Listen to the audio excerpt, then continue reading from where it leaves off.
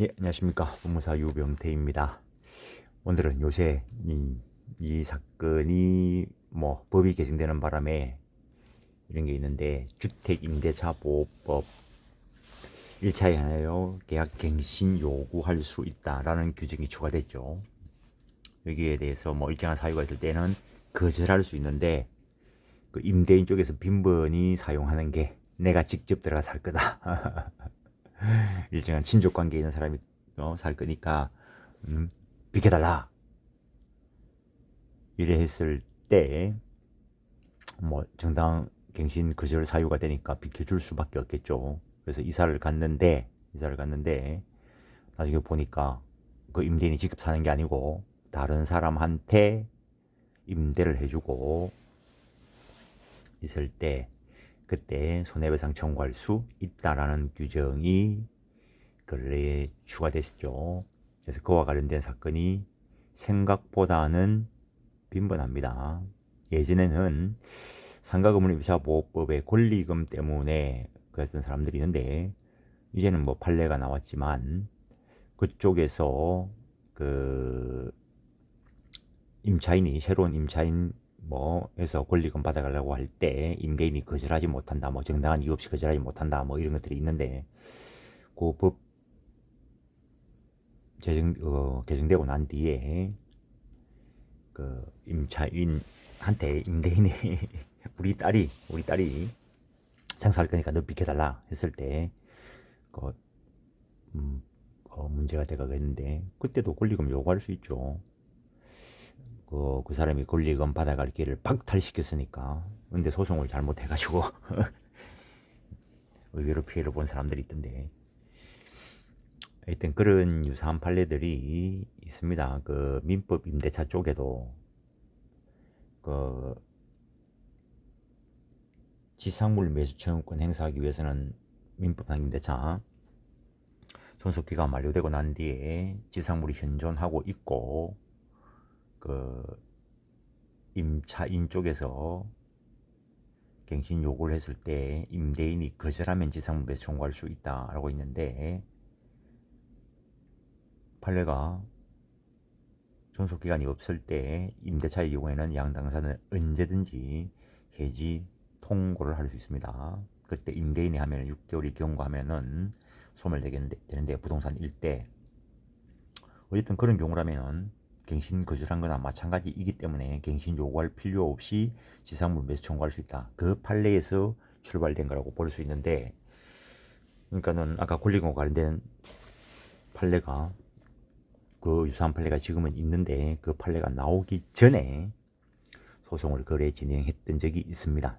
근데 지금은 주택임대차보호법 쪽에 임대인이 정당한 사유 없이 그 갱신 거절하면 손해배상해야 되고, 법원에서 이거 그냥 그대로 인정해 줍니다. 법이 인정하고 있는 것이기 때문에 판사는 법대로 하는 거죠.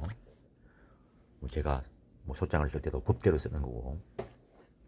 그래서 지금 요 경우에 일단은 부동산 가압류를 신청한 겁니다. 가압류 신청, 이건 소송을 제기해놓고 가압류를 신청을 했는데, 그래서 피보전 채권, 임대차 갱신 요구에 대한 임대인의 부당한 거절에 따른 손해배상 채권, 그래서 주택 임대차 계약이 있었는데 임차인의 갱신 요구에 대해서 임대인이 부당하게 거절했다. 그 부당하게 거절한 상황과 관련된 것을 쓰는데, 내 노하우니까 안 보여주는 거죠. 임대인 자신이 거주할 목적이라고 하면서 거절했다. 그래서 이런 소명 자료를 첨부하고 그래 해가지고 이사를 갔는데, 나중에 알아보니까 다른 사람이 살고 있다라는 거지. 임대인이 안 살고. 그래서 다시 한번 부당한 거절했다라는 걸 쓰면서 보증금을 3억을 더 올려서 이득을 얻으려고 한 거죠. 그때 법 자체가 손해배상 청구할 수 있도록 만들어놨습니다. 주택임대차보호법 손해배상액은 그것을 당시 당사자 간의 손해배상 예정에 관한 합의가 이루어지지 않았다면 다음 각 호 금액 중 큰 금액으로 한다. 라고 규정하고 있고, 그 규정은 소개를 안 했습니다. 당연히 계산하려고 하면은 이 조문에 따라서 계산해야 되는데 계산이 쉽지는 않죠. 그래서 그걸 계산을 딱 해가지고 뭐 해야 그 인정될 것이고, 보존의 필요성, 지금 가압류 안 해나면은 손해배상 뭐 승소 판결 받더라도 뭐 손해배상 받기 어렵다. 근데 지금 현재 소재견한 상태입니다. 라고 하면서 보존의 필요성, 가압류할 뭐 필요가 있다. 그거 이야기하는 거고, 이제 받아들여 주도록 썰을 쓰는 거죠. 법리를 어긋나지 않게. 법률 문서는 소설 쓰는 건 아닙니다. 아무 이유 없이 그냥 휘황찬란하게 미사 요구 써가면서 소설 쓰는 건 아닙니다. 담보 제공에 관해서, 그래서 간혹하다가 가압류 가처분의 경우에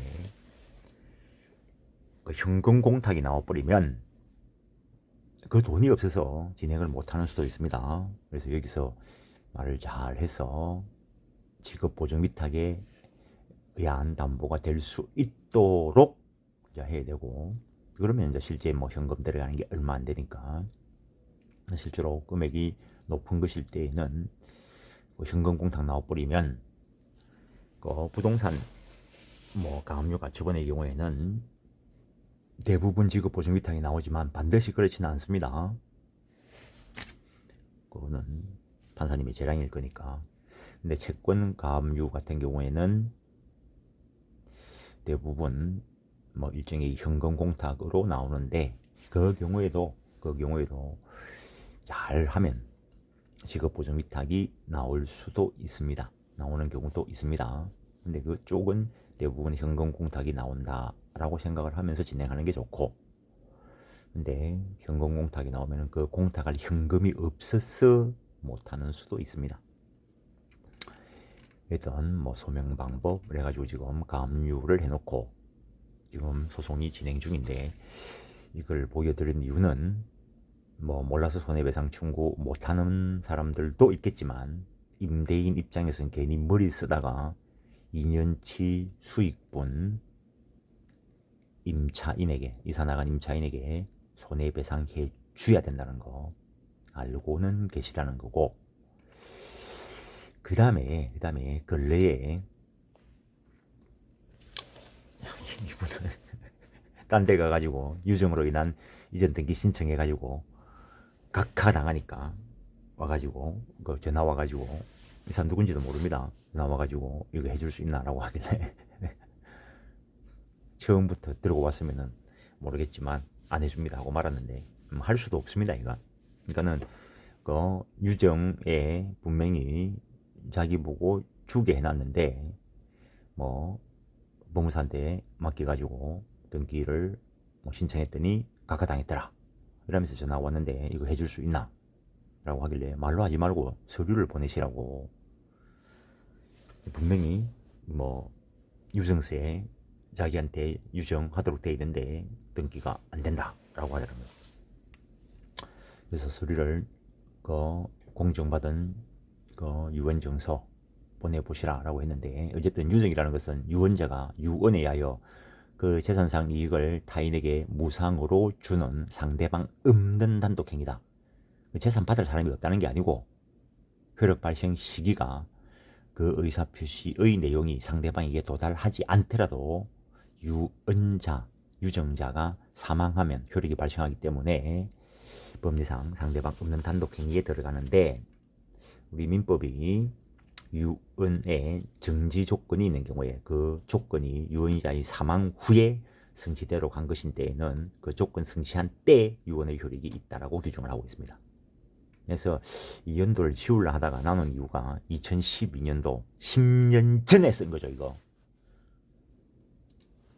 10년 전에 써놓고 이 내용은 그 유언자가 돌아가시고 난 뒤에 확인하니까 잘못되어 있으면 고칠 방법이 없는 거죠. 이거. 근데 공정증서 공정받으라고 하면은 거기서 변호사가 상담 안 해줍니다. 본인이 원하는 내용을 공정해 주는 거죠.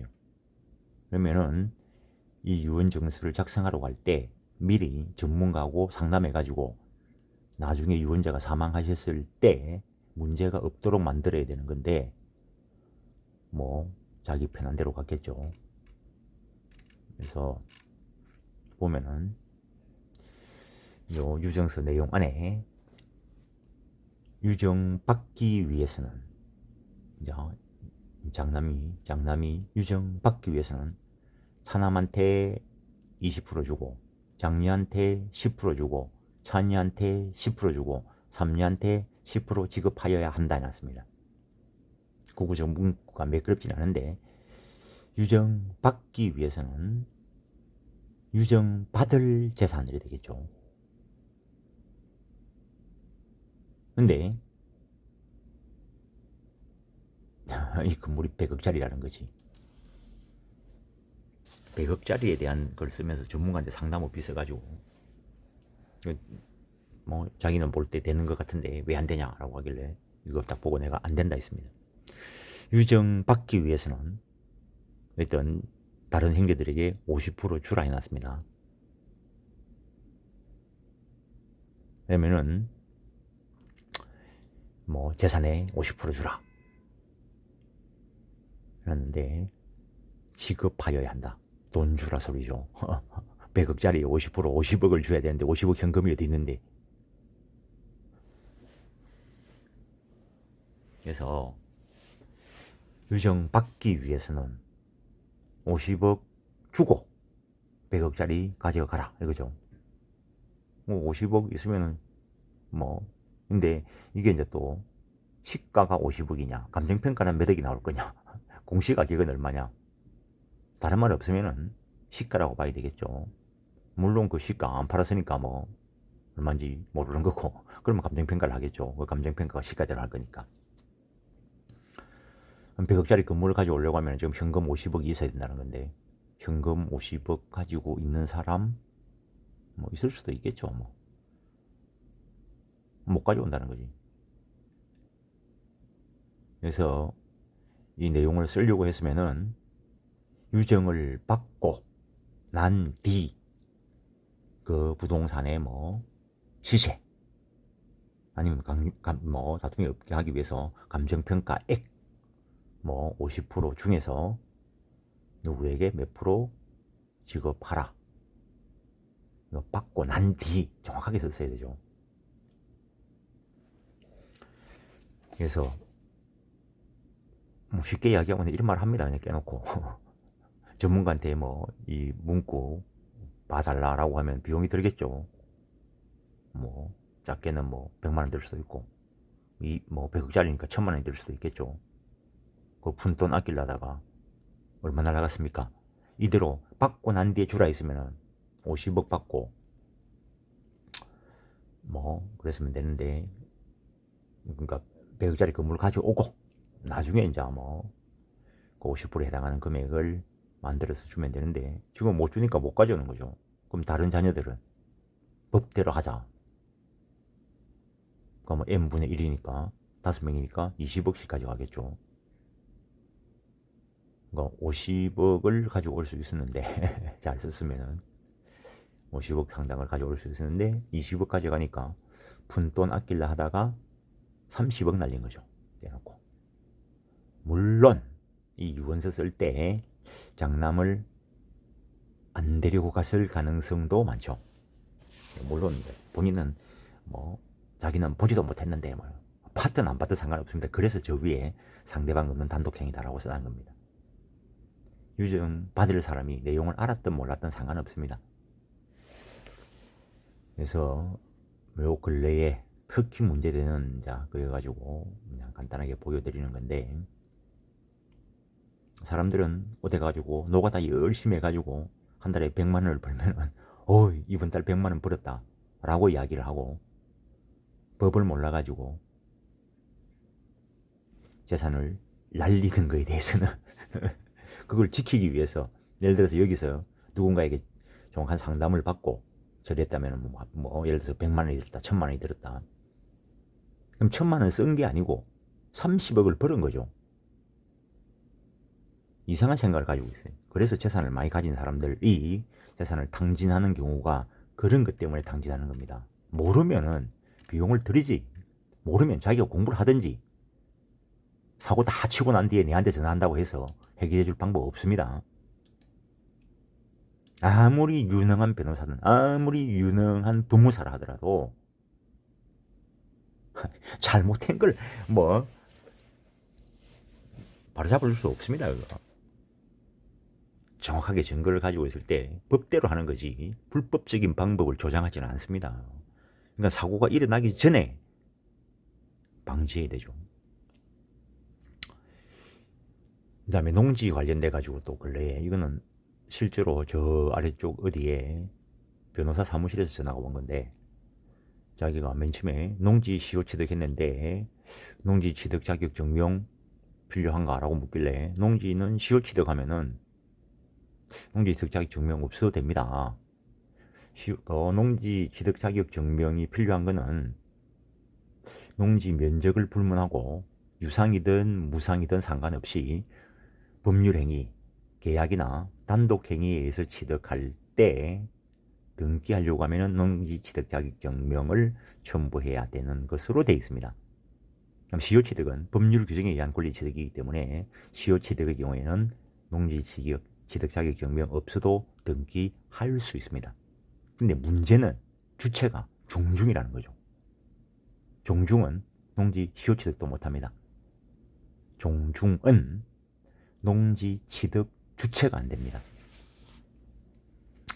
그래서 농지, 매매 등의 계약이나 상속인 아닌 자에 대한 특정 유정과 같은 상대방 없는 단독행위 등의 법률행위에 의해서 유상이든 무상이든 취득하여 등기하기 위해서는 농지 취득 자격 증명원을 등기 신청서에 첨부해야 됩니다.